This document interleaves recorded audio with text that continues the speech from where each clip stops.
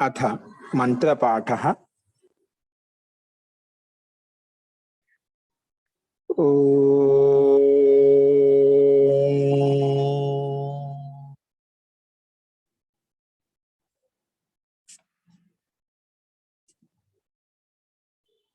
सहनाववतु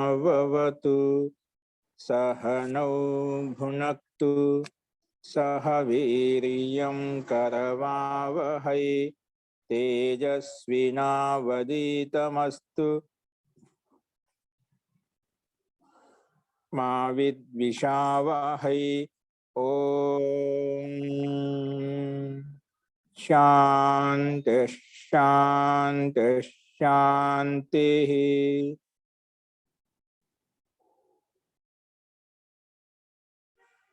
सर्वेभ्यो नमः। अंदरिकी नमस्कारम अंडी। మనము బహువ్రీహి సమాస చెప్పుకుంటున్నాము। బహువ్రీహి సమాసంలో కూడా ముఖ్యంగా రెండు సమాసాలు ఉంటాయని చెప్పుకున్నాం। సమానాధికరణ బహువ్రీహి, వ్యధికరణ బహువ్రీహి అని చెప్పి రెండు విభాగాలు చెప్పుకున్నాము। అందులో కూడా సమానాధికరణ బహువ్రీహిలో కూడా మళ్ళీ 5 రకాలు ఉన్నాయి, అవి మనం చెప్పుకుంటున్నాము। అందులో నిన్న పంచమి విభక్తి అర్థ ప్రధాన బహువ్రీహి సమాసం చెప్పుకున్నాము, 5వ బిందువు। ఈరోజు షష్ఠి విభక్తి అర్థ ప్రధాన బహువ్రీహి సమాసం ఎలా ఉంటుంది చూద్దామండి, రాసుకోండి। షష్ఠి విభక్తి అర్థ అంటే షష్ఠి విభక్తికి ప్రాధాన్యత ఉన్నప్పుడు ఆ సమాసం ఎలా ఉంటుంది మనం క్రమంగా చూస్తున్నాం। ద్వితీయ విభక్తికి ప్రాధాన్యత ఉన్నప్పుడు ఉదాహరణ ఏ విధంగా ఉంది, తృతీయ విభక్తికి ప్రాధాన్యత ఇచ్చినప్పుడు ఆ సమాసం ఎలా ఉంటుంది, అలాగే చతుర్థి పంచమి చూశాము। ఇప్పుడు అదే క్రమంలో షష్ఠి విభక్తి అర్థ ప్రధాన బహువ్రీహి సమాసం ఏ విధంగా ఉంటుందో చూడండి, రాసుకోండి। 5వ బిందు పెట్టుకొని పేరు షష్ఠి విభక్తి అర్థ ప్రధాన బహువ్రీహి సమాసం। షష్ఠి విభక్తి అర్థ ప్రధాన బహువ్రీహి సమాసం।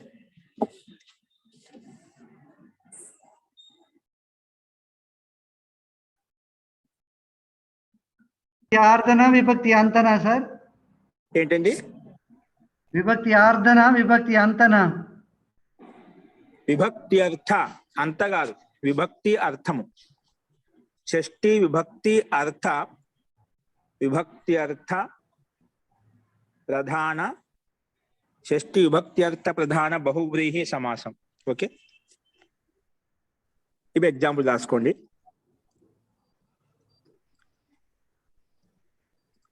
చిత్రాః చిత్రాః గావః యస్య చిత్రాః గావః యస్య చిత్రాః గావః యస్య సహ పక్కన విషయాలు సహ అంటే అతడు, చిత్రాః చిత్రములు కలిగినటువంటి వర్ణములు కలిగిన అంటే చిత్ర విచిత్రములు కలిగినటువంటి ఆవులు ఉంటాయి కదండి, ఒక ఎరుపు వర్ణంలో ఉంటుంది, తెలుపు వర్ణంలో ఉంటుంది, కాబట్టి ఎరుపు తెలుపు అక్కడ కొంచెం భిన్న భిన్న వర్ణాలు ఉంటాయన్నమాట। దాని మీద భిన్న భిన్న బిళ్ళల రూపంలో ఒక్కొక్క ఆవు ఒక రకంగా ఉంటుందండి। కొన్ని పూర్తిగా ఎరుపులో ఉంటాయి, నలుపులో ఉంటాయి, తెలుపు నలుపులో ఉంటాయి, అట్లా రకరకాల భిన్నములు ఉంటాయండి। అదే ఇక్కడ చెప్తున్నాడు, చిత్రాః గావః యస్య చిత్ర విచిత్రములు కలిగినటువంటి ఆవులు ఉన్నాయి ఎవరికైతే, సహ అతడు, అతన్ని ఏమంటాం చిత్రగుహు ఈక్వల్ సహ ఈక్వల్ టు చిత్రగుహు, చిత్రగుహు పురుషః।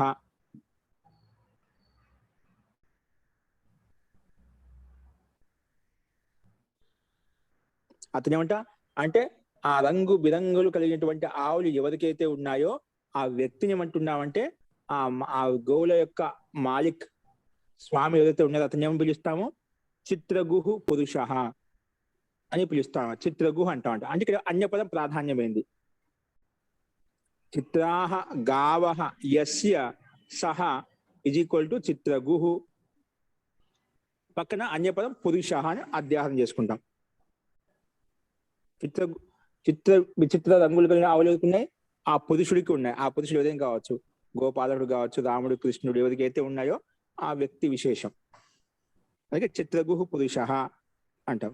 అటువంటి పురుషుడు ఎవరికైతే రంగు బిరంగులు కలిగేటువంటి ఆవులు ఉన్నాయో అని దీని యొక్క అర్థం. మహోదయ, నెక్స్ట్ హకారం అండి. గుహు అంటే ఏంటండి? చిత్రగుహు హకారం వస్తుంది లాస్ట్ లో. విసర్గం అండి, విసర్గ. G G. ధన్యవాదాలు. శబ్దం లాగా చిత్రగుహు అంటే గావహ శబ్దం గు అయిపోతుందండి. గావహ శబ్దం గో శబ్దంలో గావహ అవుతుంది బహువచనం. గౌ గావ గావహ బహువచనంలో. గురువు గారు, ఇది షష్ఠిలో బహువ్రీహిలో షష్ఠినా అండి? ఇక్కడ ఏంది అంటే ఇప్పుడు అదే యస్య ఆవులు రంగు బిరంగులు కలిగిన ఆవులు ఉన్నాయి ఎవరికి అయితే. ఎవరికి ఉన్నాయి? ఉండొచ్చు యజమాని. ఎవరైతే ఆ యజమాని ఇక తీసుకున్నాం. అది అన్యపదం. ఇక్కడ ఎవరికైతే అంటున్నాం, ఎవరి కోసం అని చెప్పాలి. ఇప్పుడు నేను చెప్పిన ఉదాహరణ చతుర్థులు ఎవరి కోసం అయితే, ఎవరి ఎక్కడి నుండి అయితే పంచమి భక్తికి అర్థాన్ని ఇచ్చేటువంటి సమాసం చెప్పుకున్నాము. ఇది షష్ఠి యొక్క అంటే సంబంధంలో చెప్పుకుంటున్నాం అన్నమాట. ఉదాహరణ సంబంధంలో వచ్చింది. షష్ఠి సంబంధం. ఆవులకు ఆ స్వామికి సంబంధం ఉంది కదా. ఆవులు రంగు బిరంగు ఆవులు ఎవరికైతే ఉన్నాయో ఆ వ్యక్తి విశేషం తీసుకోవాలి. ఓకే మహోదయ, ఒక్కసారి ఇందు మీద కొద్దిగా చూపిస్తారా? చిత్రగుహు అన్నది గో.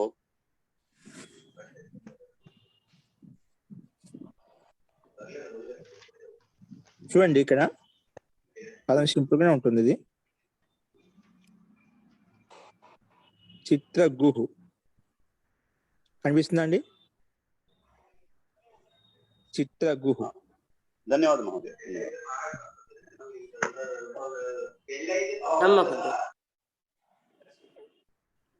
ఇట్లా చిత్రగుహు. ఓకేనా? అస్తు. అలాగే నెక్స్ట్ రాసుకోండి. దిగంబర. రెండోదేంటి? గురుగారు, ఒక సందేహం. జీ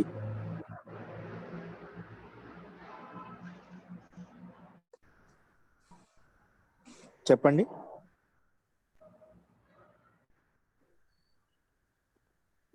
గౌ గావౌ గావహ. దిగంబర గోహు. గోహు ఇక్కడ గుహు ఉంది. ఏంటంటే గౌహు గావౌ. ఇక చూడండి రాస్తున్నాను. గౌహు గావౌ గావహ. ఓకేనా? ఇదేంటి రూపం.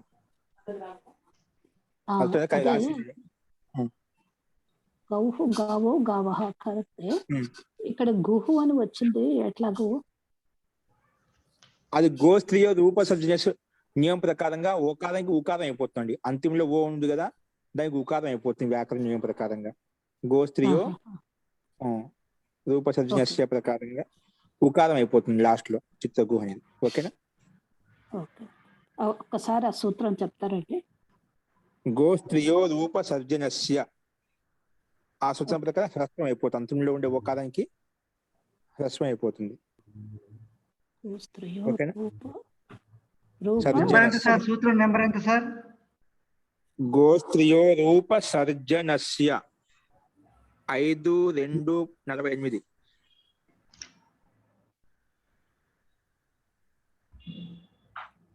ఓకేనా? నెక్స్ట్ రాసుకోండి. దిగంబర.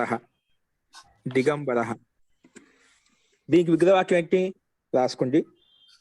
దిశః దిశః అంబరం. దిశః అంబరం యస్య యస్య సహ సహ ఏమవుతాడు? దిగంబర అవుతాడు. దిశః అంబరం యస్య. దిశలు అంటే 4 దిశలు, పూర్వ దక్షిణ ఉత్తర దిశలు ఏవైతే ఉన్నాయో. దిశః అంబరం యస్య. దిశలే అంబరంగా ఉన్నాయి అంటే వస్త్రంగా ఉన్నాయి, వస్త్రాలుగా ఉన్నాయి. ఎవరికైతే యహ సహ అతని దిగంబర సాధువు. కొందరు సాధువులు తిరుగుతూ ఉంటారు మనకు, జైన్ సాధువులు ఉంటారన్నమాట. ఎటువంటి వస్త్రాలు లేకుండా నిర్వస్త్రంగా తిరుగుతూ ఉంటారు అన్నమాట. ఎందుకంటే మీ దేశ కాలపరిస్థితి మీరు వస్త్రాలు ఎందుకు మీరు వేసుకోవాలంటే మన దిగంబర వేషం అండి, మేము పూర్తిగా మాకు ఎటువంటి ఏషణలు కోరికలు అంటూ ఏమి లేవు. మేము ఒక దిక్ స్వరూప్, మాకు దిశలే అంబరములుగా ఉంటాయి, మాకు ఎటువంటి కల్మషం లేదు, ఎటువంటి మా దోషాలు ఉండవు. కాబట్టి మేము ఇలాగా దిశల్ని అంబరంగా భావించి వస్త్రములుగా భావించి మేము పరమాత్మ లీనమై ఉంటాము అని చెప్తూ ఉంటారు అన్నమాట. అందుకే చాలా మంది చూస్తూ ఉంటాను. ఇప్పుడు మహావీర స్వామి వాళ్ళంతా దిగంబర కాబట్టి అటువంటి అనుయాయులు చాలా మంది ఉన్నారు, ఇప్పుడు తిరుగుతూ ఉంటారు, మనం చూస్తూ ఉంటాం. ఓకే, సో దిశ అంబరం యస్య సహ దిగంబర అంటే వస్త్రం లేకుండా కేవలం పరమాత్మ లీనమైనటువంటి వ్యక్తి ఎవరైతే ఉన్నారో అటువంటి వ్యక్తిని దిగంబర అంటాం. దిగంబర సాధు. అంబరం అంటే వస్త్రం. ఇక్కడ దిశలే ఎవరికైతే అంబరంగా ఉన్నాయో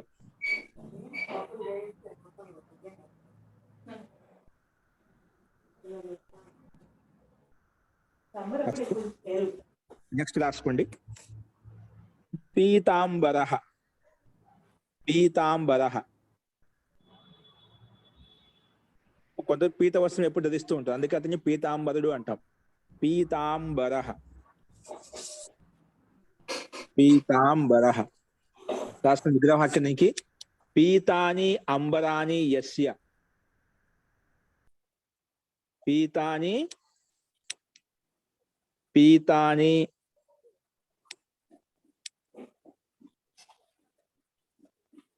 అంబరాని రాసి చూడండి. పీతాని అంబరాని యస్య. పీతాని మహోదయ పీతం అంబరం యస్య సహ అని రాయచ్చా? అది ఏకవచనం అవుతుంది, మా భావచనం రాస్తున్నాం, రాసుకోవచ్చు. అది ఏకవచనం. పీత అనేది పీతం పీతే పీతాని. పీతం అంటే ఏకవచనం అయిపోతుంది, పీత వస్త్రం రాసుకోవచ్చు, ఇబ్బంది అండి. పీతాని అంబరాని యస్య సహ పీతాంబర. పీత వస్త్రం ధరించిన వ్యక్తి ఎవరైతే అతని పీతాంబరుడు అంటారు. పీతాని అంబరాని యస్య పీతాంబర. పీతాంబర. ఇక్కడ పీతాంబర అంటే పసుపు వర్ణం కదండి? అవునండి, అవునండి. పీత వస్త్రం పసుపు వర్ణం ధరించిన వ్యక్తి ఎవరైతే ఉన్నారో పీతాంబరుడు అంటాం.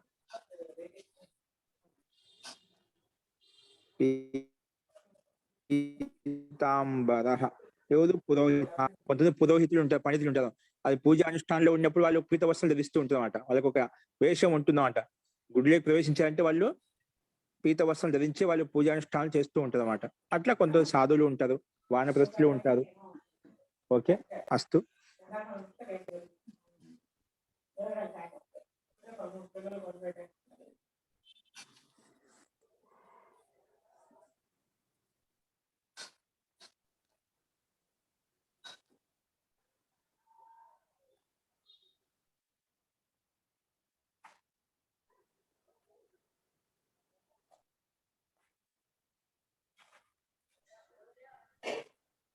నెక్స్ట్ అండి, ఇలాగ ఎన్ని రాసుకోవచ్చు మనము. ఇప్పుడు షష్ఠీ విభక్తికి మీకు అర్థమై ఉంటుంది.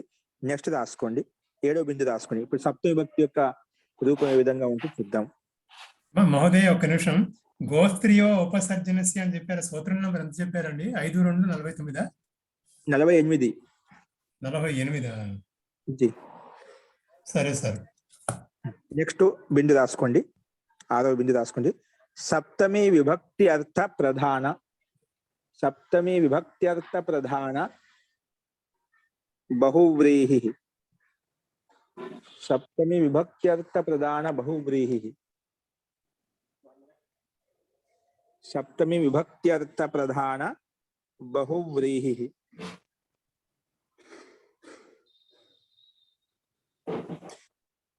ఆచార్య 5-2-48 లేదా ఆచార్య? అది కొంచెం వెనక ముందు చూడండి. ఇంకొకసారి చెప్పండి ఆచార్య. గో 5వ అధ్యాయము 2వ పాదము. మొదటి పాదంలో ఉంది గోస్త్రాచరణ. రెండవ పాదం, 2వ పాదము. అవును ఆచార్య. పంచమాధ్యాయ ద్వితీయ పాద. ద్వితీయ పాదం 48వ సూత్రం. 48 తస్య పూరణే ఇట్టనుంది. ఇంకా వెనక ముందు చూడండి. ఒకసారి మళ్ళీ చెప్పరా ఆచార్య దాని గో అంటే ఒకసారి సంఖ్య తప్పు ఇచ్చిండొచ్చు. ఒకసారి నేను చూస్తాను మళ్ళీ. గోష్ఠ గోస్త్రియో రూప సర్జనస్య. గోస్త్రియో రూప సర్జనస్య లేదా ఆచార్య, అదే ఇందా నుంచి వెతుకుతున్నాను. 1:2:40 చూడండి. 1:2:48లో 1వ అధ్యాయం 2వ పాదం 48 చూద్దాం.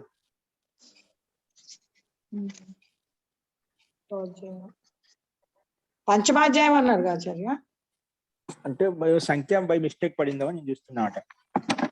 మొదటి అధ్యాయంలోనే ఉంది అయితే ఆచార్య. అదే అనుమానంగా చెప్పాను. ఇక్కడ లేదంటున్నారు కాబట్టి ఏంటి 1:2:48 57వ పేజ్ నంబర్. అది 5వ అధ్యాయం కాదైతే 1:2:40. 1:2:48. ఓకే జీ అక్కడ చూడండి. అక్కడ ఎందుకు అదే ఒక సంఖ్య తప్పు ఇచ్చింటాడు. అదేలేండి. ఓకే అండి, నా కృతజ్ఞత. 1:2:48లో ఉందండి. ఉందండి, కరెక్టేనండి. 1:2:48 ఓకే అండి. గోస్త్రియో ఉపసర్జనస్య ఉంది. ఇక్కడ నాకు ఇచ్చిన బుక్ లో తప్పు ఇచ్చాడైతే పొరపాటున బై మిస్టేక్ పడి ఉంటుంది. అస్తు నెక్స్ట్ రాసుకోండి. సప్తమి విభక్తి అర్థ ప్రధాన బహువ్రీహి. సప్తమి విభక్తి యొక్క అర్థం ప్రధానంగా ఉండేటువంటి బహువ్రీహి సమాసం ఎలా ఉంటుంది అది చూద్దామండి. సప్తమి విభక్తి అర్థ ప్రధాన బహువ్రీహి రాసుకోండి. వీర పురుషకః. వీర పురుషకః.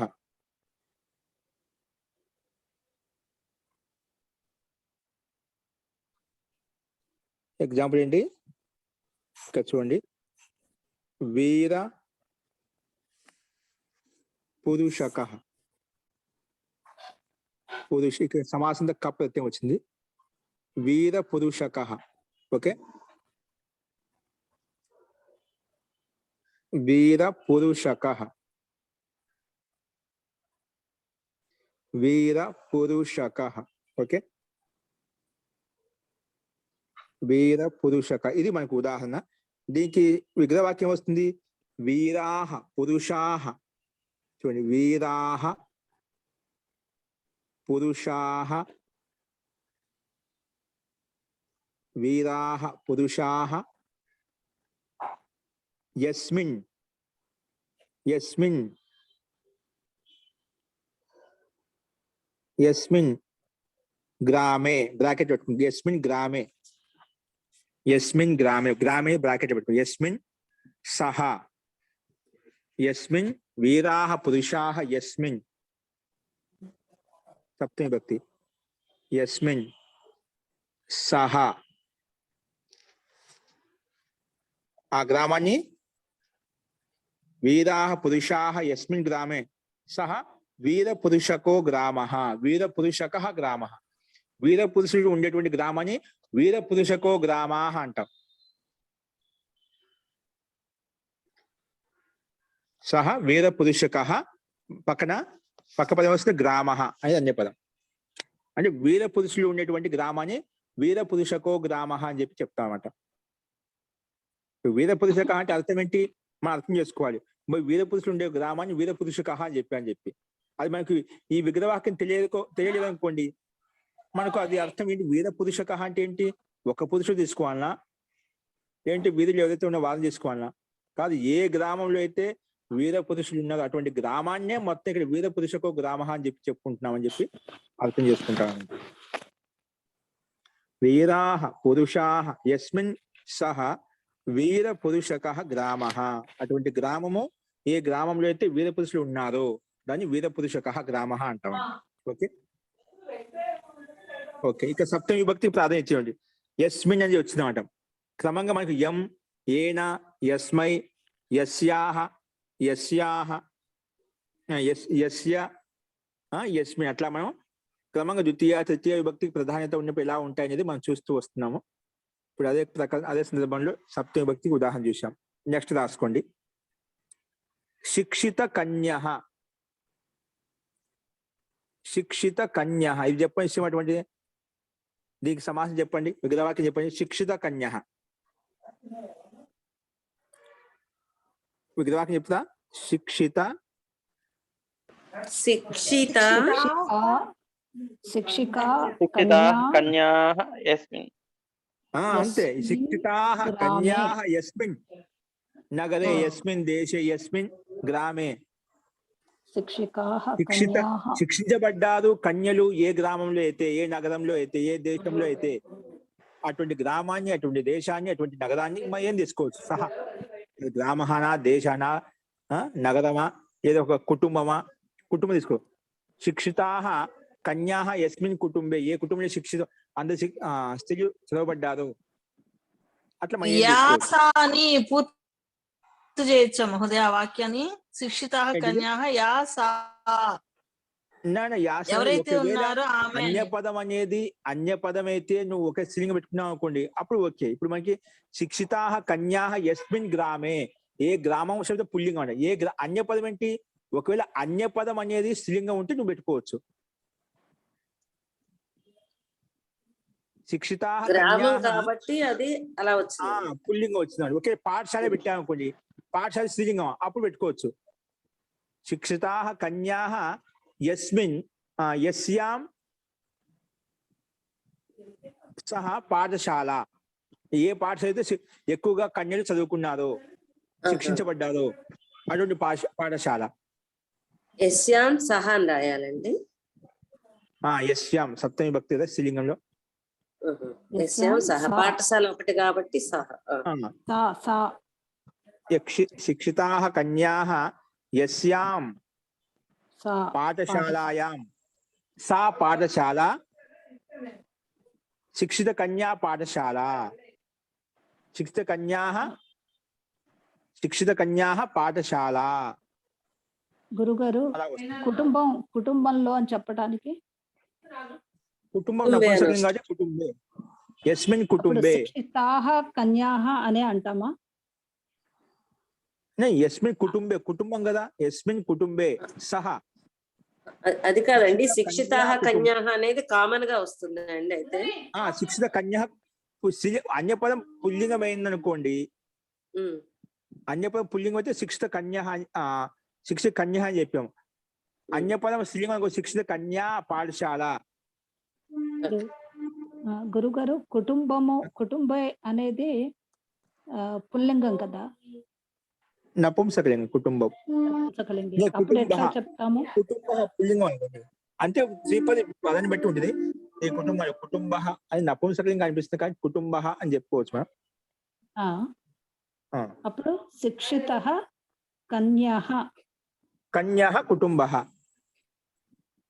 అనాలి. శిక్షితః కన్యాః కుటుంబః.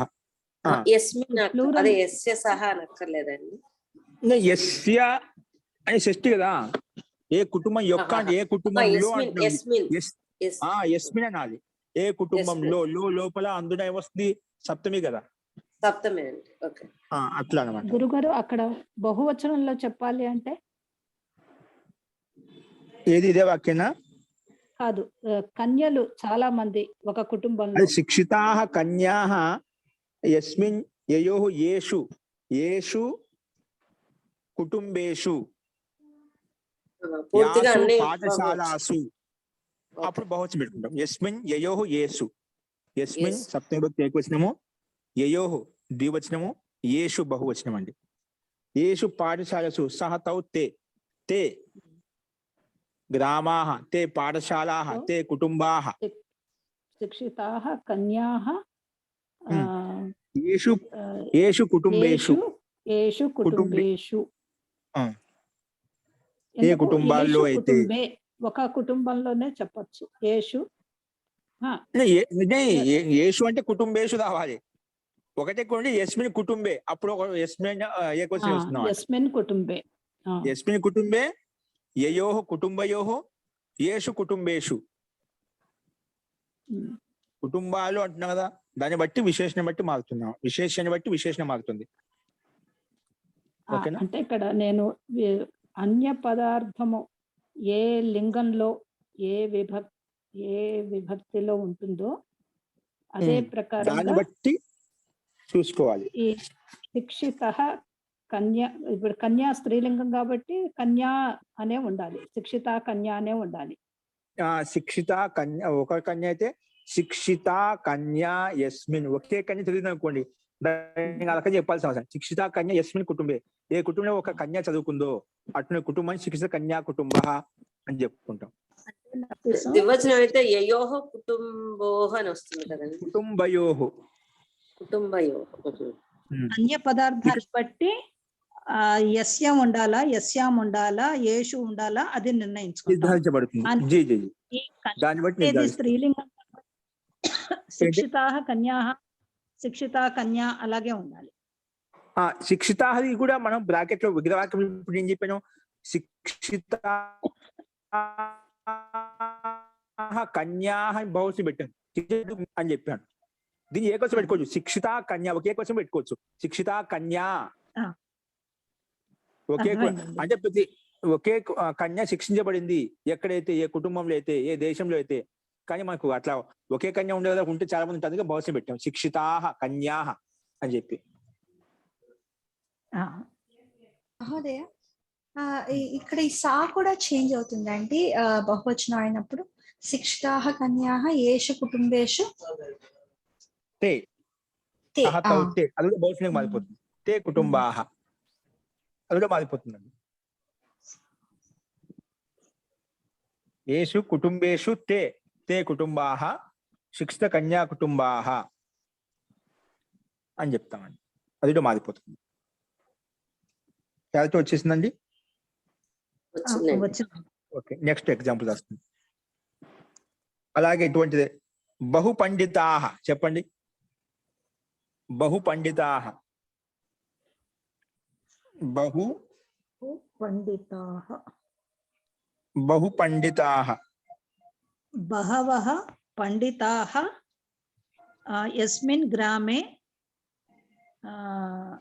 తే. యస్మిన్ గ్రామే తే ఎందుకంటే సహ గ్రామః, యస్మిన్ ఒకే కదా, ఏ దేశంలో అయితే సహ గ్రామము ఒకటే కాబట్టి యస్మిన్ గ్రామే, యస్మిన్ గ్రామ. అప్పుడేమిటి బహు పండితాః, బహు పండితాః గ్రామః, బహు పండితో గ్రామః కూడా అనొచ్చు కదా. ఏంటండి బహు పండితో గ్రామః, అట్లా కూడా సంధి చేసినప్పుడు అట్లా అవుతుంది మళ్ళీ. ఓకే. సో దాన్ని ఇంకో రకంగా ఎలా రాసుకోండి. బహవః పండితాః యస్యాం, సప్తమి భక్తిలో యస్యాం సా రాసుకోండి. బహవః పండితాః యస్యాం సా, సా యస్యాం సా, బహవః పండితాః యస్యాం సా బహు పండిత నగరీ. నగరీ శబ్ద స్త్రీలింగం అండి, అందుకే యస్యాం సా అని చెప్పాను. యస్యాం సా సభా, యస్యాం సభాయాం, యస్యాం సా సభ అట్లా కూడా రాసుకోవచ్చు. యస్యాం నగరీ, నగరానికి విశేషం చెప్పాను. యస్యాం సా బహు పండిత నగరీ లేదా బహు పండిత సభ. నగరీ దీర్ఘీకరణ స్త్రీలింగంలో వస్తుంది. ఓకేనా? ఓకే, ఇప్పుడు మనం అర్థం చేసుకోవాలి. అస్తు. ఇప్పుడు ఇంతవరకు మనము సమానాధికరణ బహుళీ సమాసంలో 5 రకాల భేదాలు చెప్పుకున్నాం. అందులో ఒకటి చెప్పుకున్నాం. ఇప్పుడు ఇవన్నీ ఒకటి చెప్పుకున్నాం. మనకు కొత్త 5 మొత్తం ఇన్ని సమానాధికరణ బహుళీ సమాసంలో ముఖ్యంగా 5 రకాలు చెప్పుకున్నాం. ఏంటివి? సామాన్య బహువ్రీ అని చెప్పి, రెండోది సముదాయ వికార షష్ఠి సంబంధ బహువ్రీ అని చెప్పి చాలా ఉన్నాయి. సామాన్య బహుళీ సమాసం చెప్పుకున్నాము. ఇప్పుడు ఆ క్రమం రెండో సమాసం ఏంటి అది రాసుకోండి. రెండో సమాసము సముదాయ వికార షష్ఠి సంబంధ బహువ్రీహి, ఇదే కదా. సముదాయ వికార షష్ఠి సంబంధ బహువ్రీహి, సముదాయ వికార షష్ఠి సంబంధ బహువ్రీహి, సముదాయ వికార షష్ఠీ సంబంధ బహువ్రీహి. సముదాయ వికార షష్ఠీ సంబంధ బహువ్రీహి.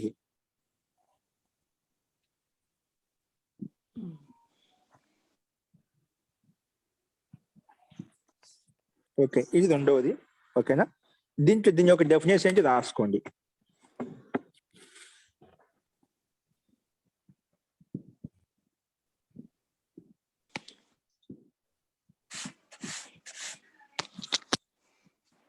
అలాంటి సమస్త శబ్దము, అలాంటి సమస్త పదము లేదా శబ్దము, అలాంటి సమస్త పదము లేదా శబ్దము, అలాంటి సమస్త పదము లేదా శబ్దము ఏదైతే షష్ఠీ తత్పురుష సమాసంతో యుక్తమై ఉందో, అలాంటి సమస్త శబ్దము లేదా పదము ఏదైతే షష్ఠీ తత్పురుష సమాసంతో యుక్తమై ఉందో, షష్ఠీ తత్పురుష సమాసంతో యుక్తమై ఉందో అంటే అటువంటి సమస్త పదం తీసుకోవాలంట ఏది షష్ఠీ తత్పురుష సమాసంతో యుక్తమై ఉందంట. అటువంటి సమస్త పదము లేదా శబ్దము ఏదైతే షష్ఠీ తత్పురుష సమాసంతో యుక్తమై ఉందో, ఇంకా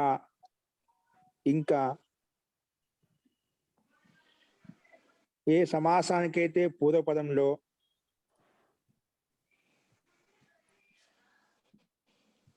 ఇంకా ఏ సమాసం కానీ దేనికైతే రాసుకోండి, క్షమ్యత, దేనికైతే పూర్వపదంలో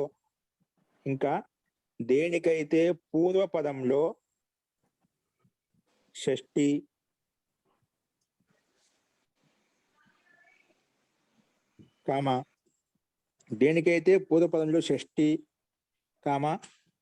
సముదాయ సంబంధి షష్ఠి అంటే పూర్వపదంలో ఏమున్నా చెప్తున్నా. దేనికైతే పూర్వపదంలో షష్ఠి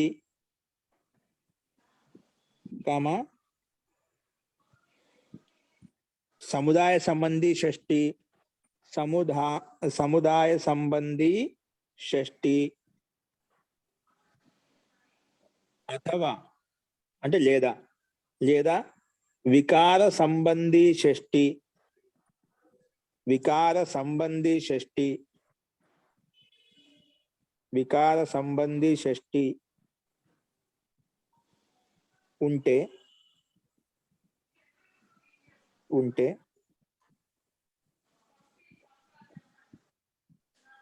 వాటికి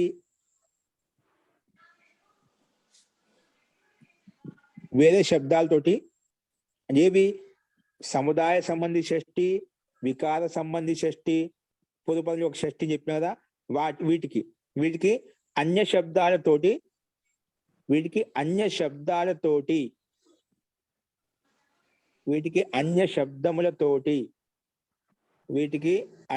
శబ్దాలతోటి బహువ్రీహి సమాసం అవుతుంది. వీటికి అన్య శబ్దములతోటి బహువ్రీహి సమాసం అవుతుంది.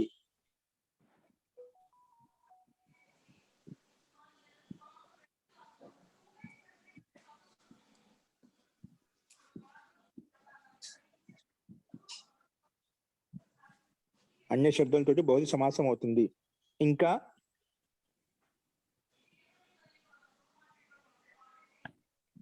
ఇంకా ఆ షష్ఠీ సమాసం వారి శబ్దానికి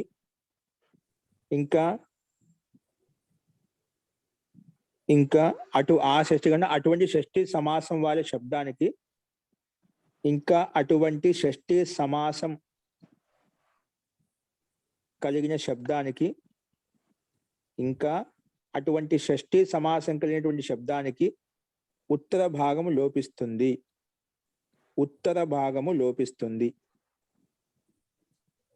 అటువంటి షష్ఠీ సమాసం కలిగిన శబ్దానికి ఉత్తర భాగము లోపిస్తుంది. అటువంటి షష్ఠీ సమాసం కలిగినటువంటి శబ్దానికి ఉత్తర భాగము లోపిస్తుంది.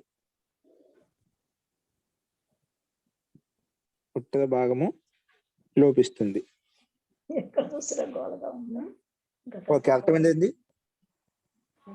మీకు ఈ ఉదాహరణ స్పష్టమవుతుంది. ఎగ్జాంపుల్ రాసుకుని చెప్తాను. ఎగ్జాంపుల్ రాసుకోండి. కేశచూడ ఏం చెప్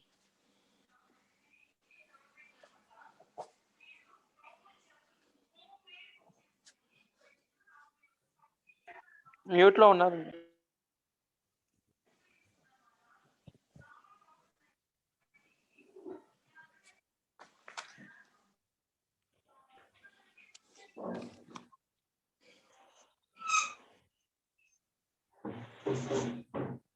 మ్యూట్ ఎప్పటి నుంచి పడిపోయిందండి? రాసుకునేది మీరు మొత్తము? అదే కేశ చూడహానే చెప్పారు, అక్కడ ఆగిపోయింది. ఓకే అండి. కేశ స్లైడ్ మీద చూడండి. కేశ చూడ ఇదండి. కేశ చూడ కనిపిస్తుందండి? కేశ కనిపిస్తుంది మహోదయ. జీ, ఇది శబ్దం అండి. ఎగ్జాంపుల్. దీనికి విగ్రహవాక్యం రాయండి. కేశానాం సంఘాతః. షష్ఠి భక్తి బహువచనంలో కేశానాం సంఘాతః. కేశానాం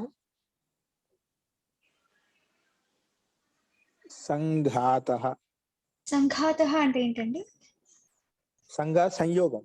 కేశం కంటే వెంట్రుకల యొక్క సంఘాతం, సమూహం, సన్నివేశం.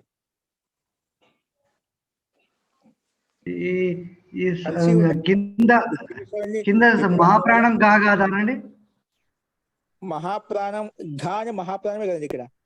సంఘాతః మన కింద రాసుకున్నది అది అల్పప్రాణం అండి. పైది మహాప్రాణం, కింద అల్పప్రాణం యాడ్ చేసాం.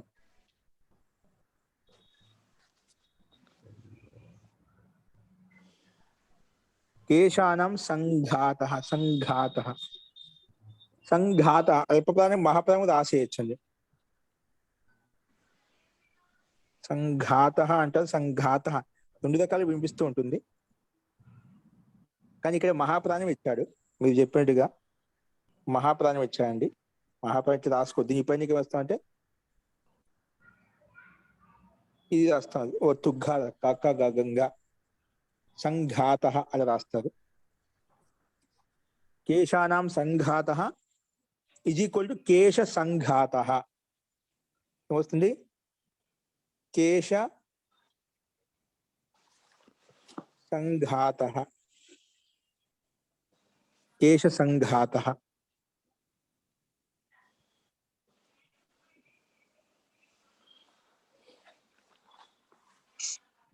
గురువు గారు అర్థం ఏంటండి?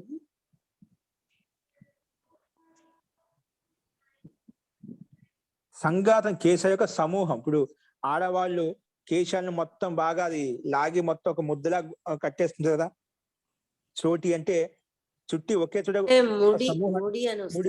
కొప్పు కట్టడం అన్నమాట. దాంట్లో చాలా అలంకారంగా కూడా కడుతూ ఉంటామట. అన్ని వెనక వైపు అన్ని కడుతూ ఉంటాం అన్నమాట. అది దాన్ని చోటి సంఘాతం చేసామట. అన్ని సమూహం చేశాం, దాన్ని అంటారు. అటువంటి కేశములు ఎవరికైతే అన్ని ఒక ముడిగా ఉన్నాయో, సంఘాతం అయిపోయి ఉన్నాయో, అంటే అటువంటి వెంట్రుకలు ఎవరికైతే అన్ని కూడా ఒక చోటి రూపంలో అంటే కొప్పు రూపంలో ఉన్నాయో అంటే కేశ సంఘాత. దాన్ని కేశ చూడ అంటాం. కేశ సంఘాత చెప్పిన ముందు కేశ సంఘాత అంటాం. దాన్ని సంఘాత అన్ని సమూహంగా ఉన్నాయి. కేశాలు అంటే వెంట్రుకలు మొత్తము సంఘాతమై ఉన్నాయి, ముడిపడి ఉన్నాయి. అన్ని ఒక చోట కడతాం కదా మనం, దాన్ని కేశ సంఘాత అంటామండి. చిగన్న కొప్పన్న ఒకటేనా అండి? జీ జీ జీ.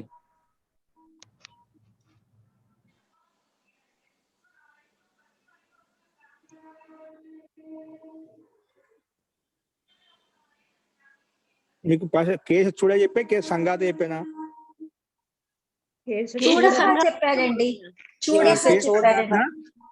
మరి కేశ సంఘ అప్పుడు దాని ఒకటి అయిపోయిన సమాసం అయిపోయిందా? మళ్ళీ కేశ సంఘాత చూడ యస్య. కేశ సంఘాత సమూహం చేసాం. ఆ సమూహం ఏదాకా చేసాము? చూడ అంటే అది శిఖా రూపంలో పెట్టామండి, కొప్పు రూపంలో పెట్టాం, దాన్ని చూడా అంటామండి. దాన్ని కేశ సంఘాత చూడా యస్య, శిఖా ఉంది ఎవరికైతే, ఏ సంఘాత చూడా యస్య సహ అని పెట్టి అది కే సంఘాత చూడ రాస్తాం.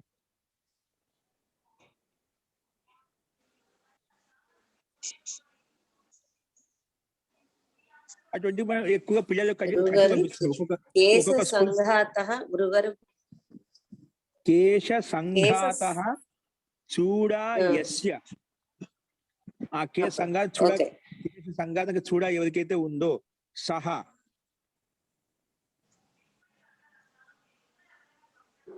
సహ కేశ సంఘాత చూడా, సహ కేశ సంఘాత చూడః, సహ కేశ సంఘాత చూడః.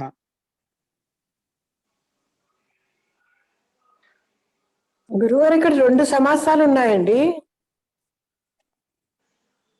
దాంట్లో ఇప్పుడు కేశాన సంఘ షష్ఠి ఏం చెప్పాము మనం, నియమాలు చెప్పాము. కేశానాం సంఘాతః ఒక సమాసంలా కనబడుతోంది. ఒక నిమిషం, ఒక నియమం గమనించండి. ఏ సమస్త పదం అయితే, ఏ నియమం ఏం చెప్పాను సిద్ధాంతం పైన మనం డెఫినేషన్ చెప్పుకునేప్పుడు, అటువంటి సమస్త పదము ఏ శబ్దము షష్ఠి తత్పురుష సమాసంతో యుక్తమై ఉందో, కాబట్టి అందుకే కేశానాం సంఘాత, కే సంఘాత షష్ఠి తత్పురుష సమాసం చేశాం. ఈ సమూహంతో ఈ ఏంటి, కేశ సంఘాతి షష్ఠి తత్పురుషంతో యుక్తమైన సమాసం అట. ఈ సమస్త పదం ఏంటి, కేశానం సంఘాత ఈజ్ ఈక్వల్ టు కేశ సంఘాత. ఈ సమస్త పదాన్ని మళ్ళీ బహుళ సమాసం తీసుకున్నాం. కేశ సంఘాత చూడా యస్య సహ అని చెప్పి, ఓకేనా, మన నియమం ప్రకారంగా యుక్తం చేసామట. అందుకే షష్ఠి తత్పురుష సమాసంతో యుక్తమైన శబ్దము వేరే శబ్దం చేత, చూడని శబ్దం చేత, అన్య శబ్దం చేత సమాసం చేశాం. ఇప్పుడు అర్థమైందా మీకు ఆ పైన డెఫినేషన్ కూడా? ముందు షష్ఠి సమాసంతో యుక్తమైన శబ్దం ఉండాలి,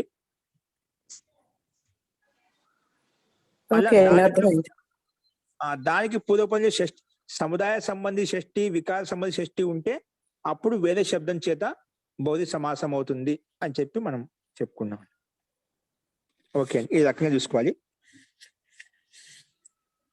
అంటే అటువంటి బాలకునికి, అటువంటి బాలికకు ఎవరికైతే కేశంలో అలాగా చోటి రూపంలో ఉన్నాయో, సంఘాత రూపంలో ఉన్నాయి. ఇప్పుడు ఎక్కువగా పండితులు శిఖా పెట్టిన వాళ్ళు అన్ని మొత్తం అది ముడి వేస్తుంటాయి ఆయనకి వైపు శిఖా రూపంలో. ఆడవాళ్ళు ఎలా వేస్తుంటుందో అట్లా పండితులు అట్లా ముడి వేస్తుంటారు అన్నమాట.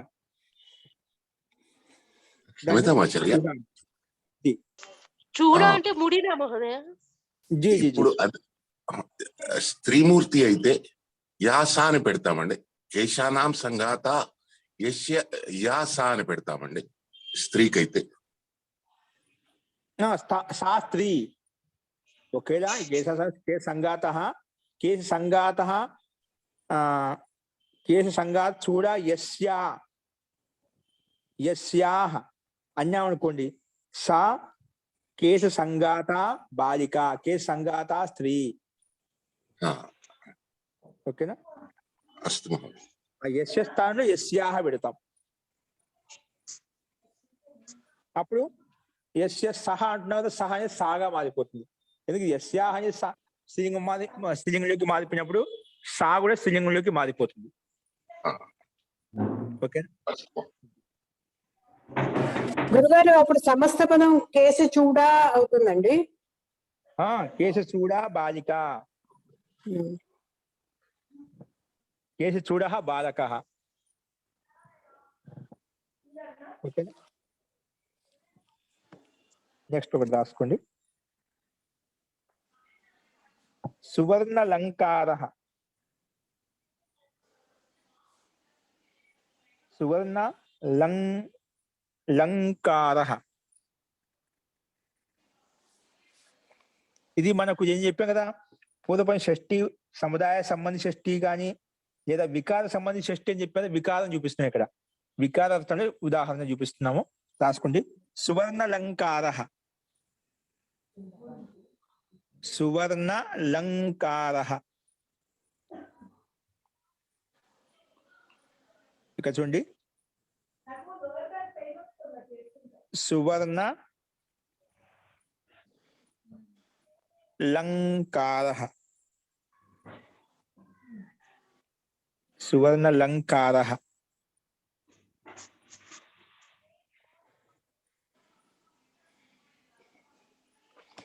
సువర్ణ లంకారః అని ఇది ఉదాహరణ మనకు.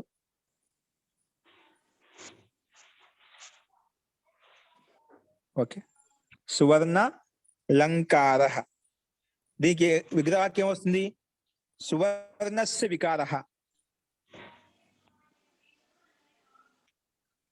ఇది వికారార్థంలో సువర్ణస్య వికారః ఏమవుతుంది? సువర్ణ వికార సమస్తం ఏమవుతుంది? గురుగారు ఇది అలంకార కాదండి, సువర్ణ అలంకార కాదండి, లంకార. అలంకార కాదు, లంక అంటాం కదా, సువర్ణ లంక. వీడు శ్రీలంక లంక సువర్ణ లంక అంటాం కదా, అలంకారం కదా. సువర్ణ వికార అంటాం. ఓకే, సువర్ణస్య వికార సువర్ణ వికార. ఇది షష్ఠీ సమాసంతో, షష్ఠీ తత్పురుష సమాసం యుక్తమైనటువంటి సమస్త పదం అండి. ఓకేనా, చూసి రాసుకోండి. ఇదేంటి? మొట్టమొదటి షష్ఠీ తత్పురుష సమాసంతో యుక్తమైన శబ్దం ఇది. ఇప్పుడు అటువంటి శబ్దము వికార సంబంధించి షష్ఠీ పూర్వపదంలో ఇటువంటి శబ్దం పూర్వపదంలో ఉంటే ఉత్తర పదంలో వేరే శబ్దం సమాసం అవుతుందంట. ఉత్తర పదంలో వేరే ఏ శబ్దమే కావచ్చు, ఇది పూర్వపదంలో ఉండాలి.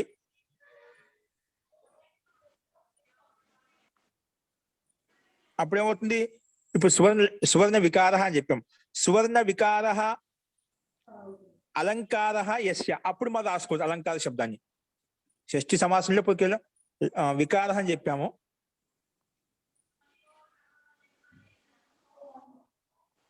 ఇప్పుడు దీన్ని విగ్రహం చేసుకుంటే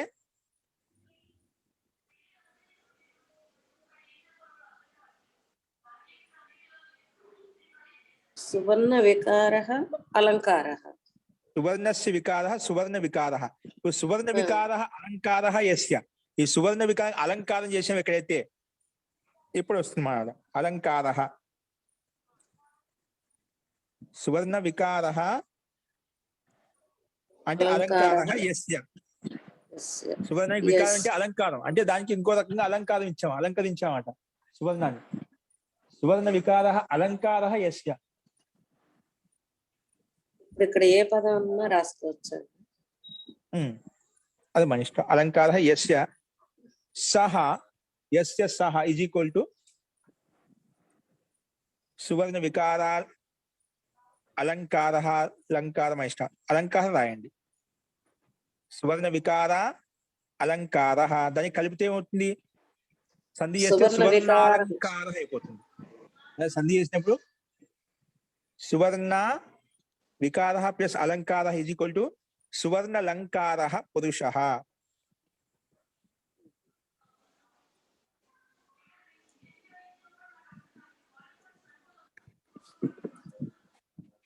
చెప్పండి. సువర్ణ వికారః,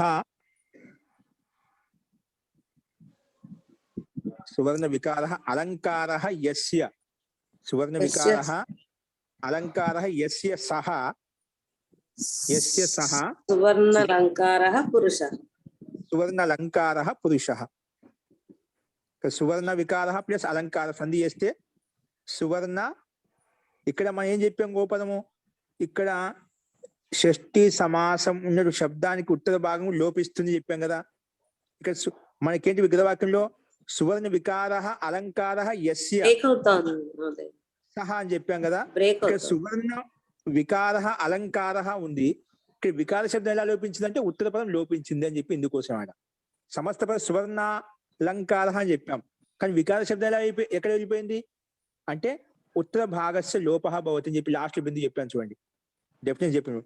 ఇక్కడ సువర్ణ వికారః అలంకారః, సువర్ణ వికారః అలంకారః, ఇక్కడ వికార శబ్దం లోపించింది అన్నమాట. సువర్ణ పక్కలో ఉండే వికార శబ్దం లోపించింది, అందుకే సమస్త పదం వచ్చింది సువర్ణాలంకారః అయిపోతుంది. సువర్ణాలంకారః పురుషః, సువర్ణాలంకారః పురుషః. ముందు ఏదో అడిగారు, నేను లంకా అని చెప్పాను, అదంటే దేశ విశేషం చెప్పాను. ఇప్పుడు లంకా దేశం అని చెప్పి, కానీ అలంకార శబ్దం తీసుకున్నాను ఇక్కడ. ఇప్పుడు అందుకే అలాగే ఇచ్చాను. సువర్ణ అనే అలంకార దగ్గర దీర్ఘం రావాలండి అయితే. దీర్ఘం వస్తుంది. సువర్ణాలంకార అకార సవర్ణ దీర్ఘ ప్రకారంగా సువర్ణాలంకార. అంటే బంగారంతో అలంకరించుకున్న పురుషుడు అని. అలంకరించబడ్డాడు. ఇక్కడ పైన నేను దీర్ఘం పెట్టలేదు, అందుకే లంక అని చెప్పేశాను. సువర్ణాలంకార దీర్ఘం వస్తుంది, సంధి అయిపోయి. ఓకే, అటువంటి పురుషుడు ఎవరైతే సువర్ణాలతో అలంకరించుకునే వ్యక్తి ఎవరైతే ఉన్నదో,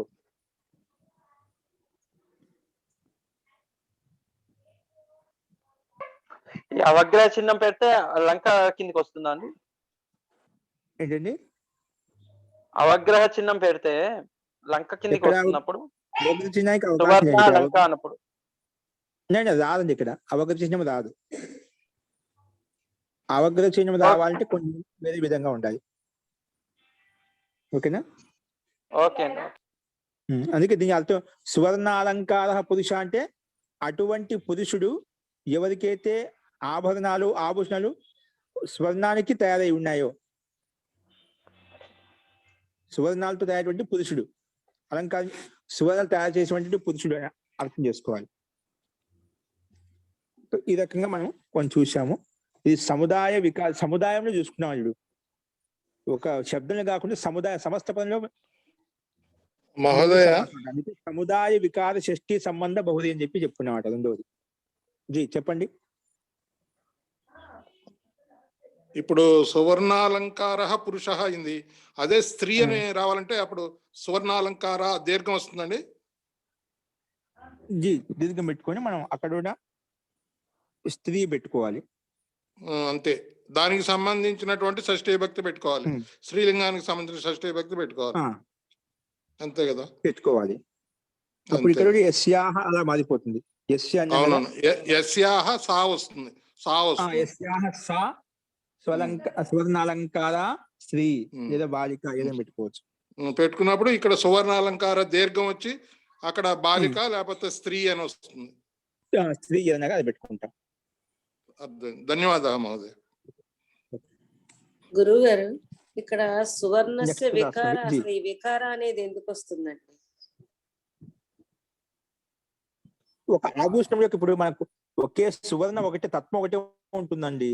దాన్ని కట్ చేసి దాన్ని కుండలం చేసుకుంటాము, చైన్స్ చేసుకుంటాం, అది వికారం అన్నమాట. రూపం ఆ బంగారు యొక్క వికారం అంటే బంగారు రకరకాలుగా రూపాంతరం చేయించడం, దాన్ని వికారం అంటాం.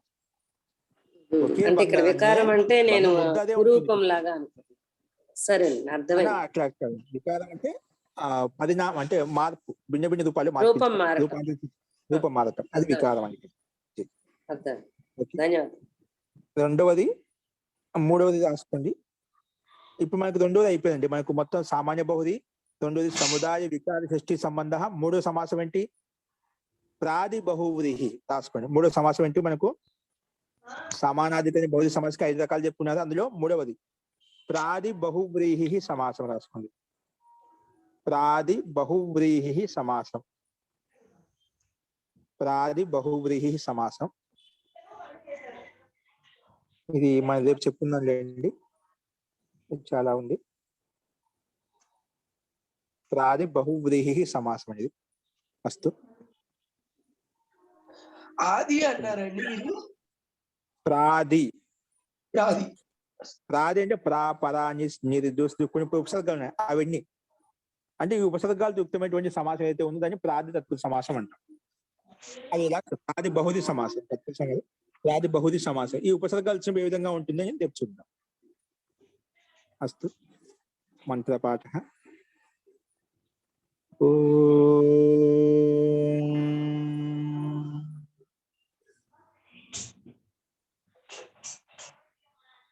సర్వే భవంతు సుఖినః, సర్వే సంతు నిరామయాః, సర్వే భద్రాణి పశ్యంతు, మా కశ్చిద్ దుఃఖభాగ్ భవేత్. ఓం శాంతి శాంతి శాంతి. సర్వేభ్యో నమః. అందరికీ నమస్కారం అండి. నమస్కారం గురువు గారు. ధన్యవాదాలు. ధన్యవాదాలు. గురు నమస్కారం అండి.